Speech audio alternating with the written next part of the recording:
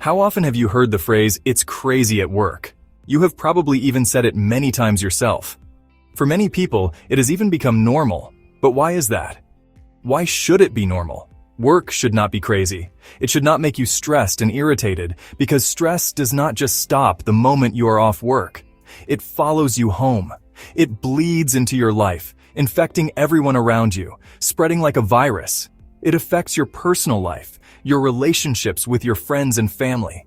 In the middle of all this craziness is the obsession with rapid growth or a majorly successful business. Those unrealistic expectations drag people down. It makes them think that they're failing when they are doing their best. This book will teach you how to make your office a better place for work, more relaxed, to yield better quality of work and a better product. The authors of the book are Jason Fried and David Heinemeier Hansson, the founders of the software company Basecamp. Why it's crazy at work. There are two primary reasons why it is always crazy at work. First, the workday is sliced into moments of work by many physical and virtual distractions. Second, there is an unhealthy obsession with growth that sets unreasonably high expectations that only stress people out. It is no wonder that people spend every moment of their time working. They work longer, come to work earlier, leave late, they work on weekends. Work is not only being done at work anymore. It is being done every single moment of our lives. The worst part is excessive working, lack of sleep, and long hours have become things of honor to the modern worker. And you would think that with all the new technology, new promises, and, most importantly, all the hours that people are putting in, the load would be a little lighter. However, it is the opposite. The load is only getting heavier and heavier. Basecamp is a good example of a stress-free, well-managed company. They are not fueled with stress, rushing, late nights, or extremely long hours. No unrealistic goals are towering over people, and yet Basecamp remains profitable and works smoothly as ever. How? Where does their money come from? The answer? Customers. As a software company, you would expect Basecamp to be running for the big buck in Silicon Valley, yet they have absolutely no employees there. The company consists of 54 employees from different cities across the globe. They work 40 hours per week, only 32 in the summer. Basecamp pays for the employees' vacation time and their whole vacation as well. The company was designed differently, in a way that allows them to run smoothly and achieve great results. That is, without the need for an inhuman amount of hours as well as constant stress and pressure. Bury the hustle. The advice new entrepreneurs get nowadays is ridiculous. You don't have to be talented. You have to be hardworking. Your goals don't care how you feel. It started as a way to give hope to those with very little trying to surpass those with more, but it escalated into something bad. For every single person who finds success in the grind, there are many others broken by it, ruined, worked to the point of burning up and left without a single thing to show for it all. Your success or defeat is not worth more simply because you sacrificed everything you have for it. It is just bad advice. The truth is that you don't have to spend all of your time working to achieve what you strive for. You are allowed to have a hobby, play with your kids, hang out with your friends. You can take care of yourself, physically and mentally. You can work out, you can watch movies and TV shows, or you can just sit back and stare at the wall if it makes you feel better and relaxed. You don't have to work yourself to exhaustion. You are allowed some time for yourself. There's nothing wrong with being ordinary. Don't change the world. The business world is no longer about making a good product or delivering good services like it used to be. Now it is all about creating the next great thing, something innovative, never seen or done before. It is about being first. It is about changing the world. Basecamp is not about all this. Basecamp is about making it easier for teams to communicate and collaborate from a distance. It is about making a great product that is absolutely valid and worthwhile, and it makes for a great business. Basecamp is not about rewriting history and shaping the future, and that is okay. A business does not have to be about that. You need to stop thinking that you somehow have to rewrite history and shape the world for future generations. That is placing an enormous burden on you, much more than anyone should have to handle in life. If you stop thinking that, there will no longer be an excuse for having to work all day every day, non-stop. You can do another good day's work tomorrow when you have more time. You can go home earlier tonight. Worry less about changing the world, or maybe even stop worrying at all. Make it up as you go. Basecamp does not make big plans for the product or the company. Basecamp did not start with a plan. For 20 years, they have been figuring it all out on the go, one step at a time. If you think that is short-sighted, well, you are right. They are not looking at every single possibility, only the ones that are right in front of them. Long-term planning gives you a false sense of security. You have to admit to yourself that you do not know and cannot know how the world will look in 5 years, or even 3 or 1 year. The sooner you admit that, the sooner you will be able to move forward without the fear of making the wrong big decision. A great part of corporate anxiety comes from the realization that the company has been doing something wrong, but there is no way to fix it because you gotta stick to the plan and have to see this whole thing through.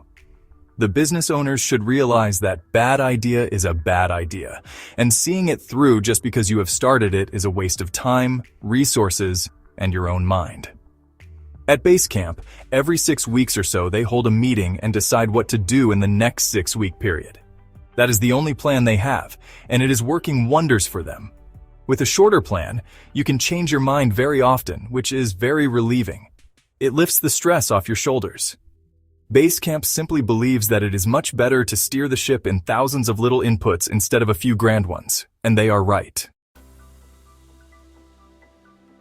Protectionism. Companies love to protect their products with trademarks and lawsuits. They protect their data, trade secrets, and money. But they often forget to protect the most important asset, which is the time and attention of their employees.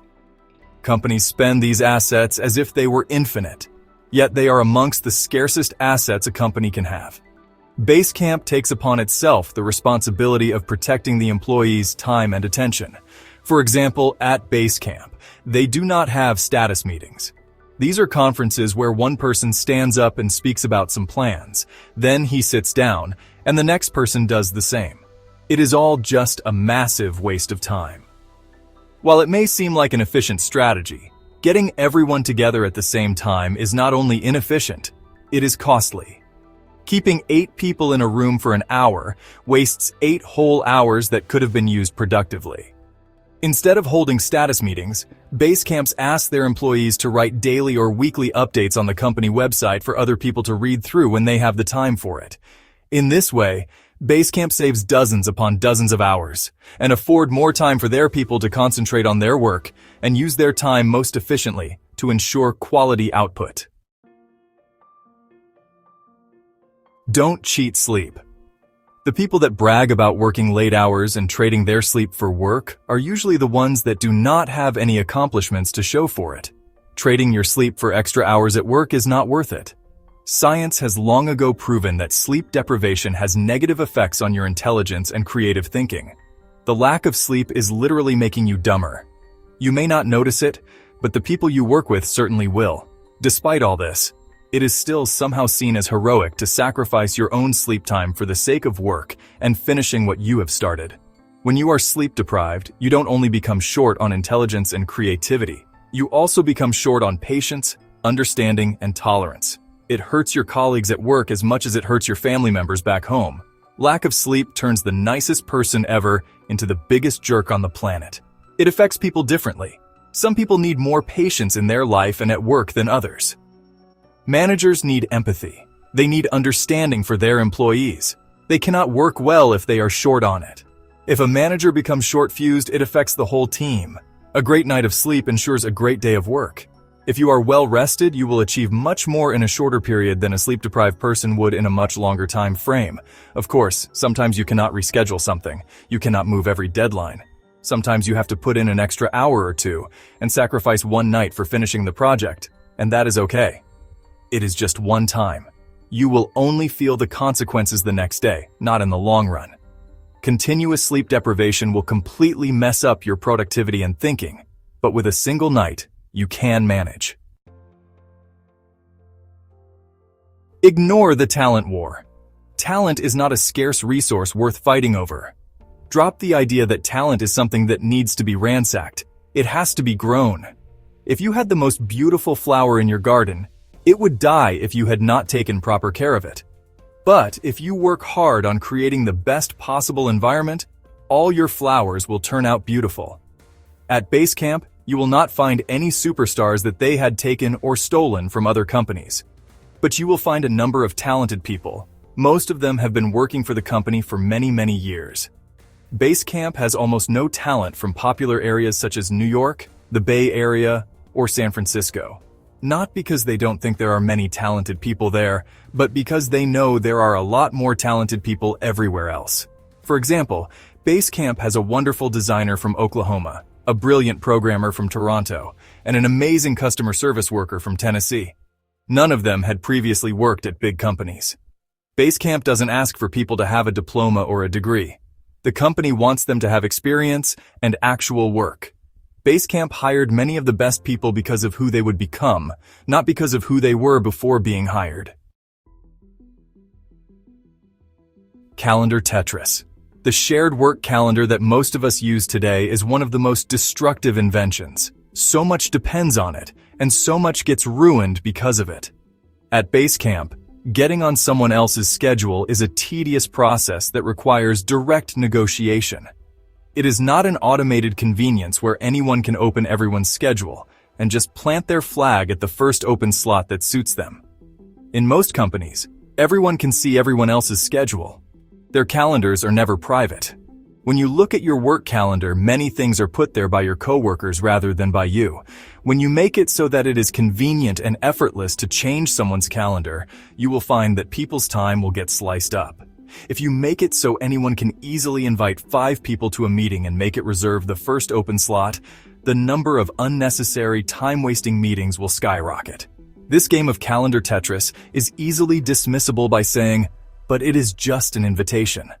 While it may be just an invitation, practically nobody will refuse it in good conscience. Employees will let the blocks drop on them until their day is completely crushed. If it is too bothersome to organize a meeting without a piece of software to automate it, maybe you should not bother organizing it at all. The meeting probably was not even necessary in that case. Library rules. Modern offices are jam-packed and noisy all the time. There is absolutely no privacy and there is constant interruption. It is considered modern and good to have such an office. But those offices are only good at one thing: squeezing in as many people as possible at the cost of the individual workers. Modern offices fail at providing a quiet and calm environment for people to be able to do their creative work right. How can you give good results if you cannot even concentrate on the work in front of you? Closed personal offices are a great solution to this problem. But you need a ton of space to be able to give every single employee their private office. And if you only give them to a portion of your workers, that is just an invitation for resentment. The Basecamp office in Chicago kept the open plan office, but they have done so in a different way. They don't think of it as an office. Instead, they think of it as a library. If you enter a library anywhere in the world, you are incredibly likely to walk into a room full of people, which is very quiet. That is because when people walk into a library, they already know that they are supposed to be quiet. They know that people go there so they can concentrate on their work and finish what they came there for. At Basecamp's office, if someone is at their desk, people just assume that they are in deep thought and hard at work. It means that you could not walk up to them and interrupt them. The employees keep their conversations to a whisper so they would not interrupt or disturb anyone around. And for the occasional need for multiple people to work together, or have a phone call, or just chat, Basecamp has designated a handful of smaller rooms where people can go to and not worry about being too noisy and distracting. Try designating one day a month as the library rules day in your office. Make people follow those rules on that day only, and you will soon find people asking you for more days like this. Most deadlines are just dreadlines. They are unrealistic dates that put a time limit on your work and make you stick to it, no matter how much work is added. That is not how it is done at Basecamp. Deadlines are not dreaded at Basecamp. Instead, they are embraced. They are important for making progress. A task is due the date it is due. It will not move back or up. The variable is the scope of the work itself, but only on the downside. If a deadline is already set, Work should not be added to the pile, it should only be removed. As the project progresses, must-haves are separated from nice-to-haves, and all the non-essentials are thrown out. And who decides what stays and what goes? It is the team working on the project. The team that does the work should have control over it. They split everything into little pieces and decide what is necessary and what is not. Almost everything that can take up to 6 months can also be done differently in 6 weeks. Likewise, smaller projects can take up much more time than they need if you are not organized well. 3's company. Basecamp uses teams of 3 people for each and every assignment. 2 developers, 1 designer. They do not throw people at the problems. They chop up the problems into a bunch of smaller pieces that can be handled by teams of 3. Meetings are rare at Basecamp, but when there is one, you will rarely find more than 3 people at it. It is the same with conference calls and chats. Why 3? 3 has a sharp point. It is an odd number where there are no ties. A team of 3 is powerful enough to make a dent, but not too strong as to break things that weren't broken before. Bigger teams apply way too much force into things, thus breaking them. The problem with teams of 4 is that you will almost always need a 5th member to manage, and 5 is too many.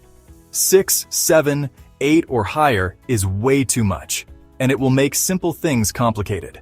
The work expands to fill in the team available. Smaller projects quickly get out of hand and become way bigger than they need to be if there are too many people working on them. Smaller teams can manage bigger projects, but a small project is a lot harder to do with a big team.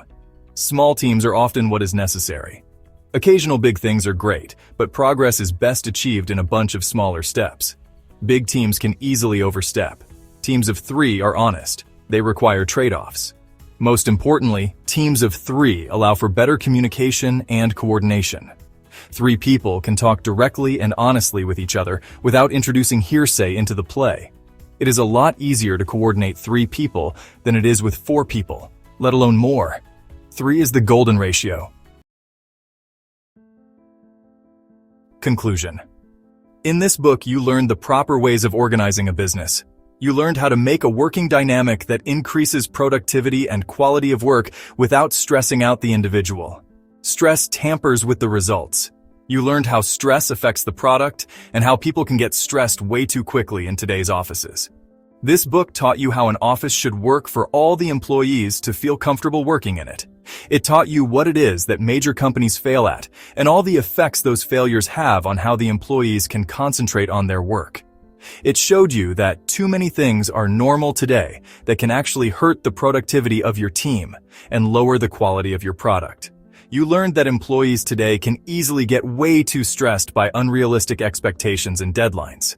You learned that setting them back a notch can benefit both the individual worker and yourself.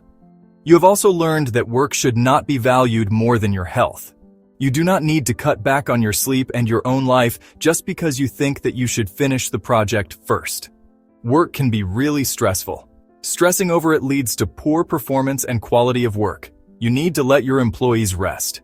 Making everyone work 60-plus-hour weeks is not only unnecessary, but it will also result in your product being much worse than it would be if everyone had been working calmly and relaxed. People live as if there is not enough time in a single day. We rush ourselves and push ourselves too hard. If you do a thing calmly and carefully, you will get it done faster and with way less stress. If you love this video, please like, share, and subscribe to our channel for more content. Thank you for watching.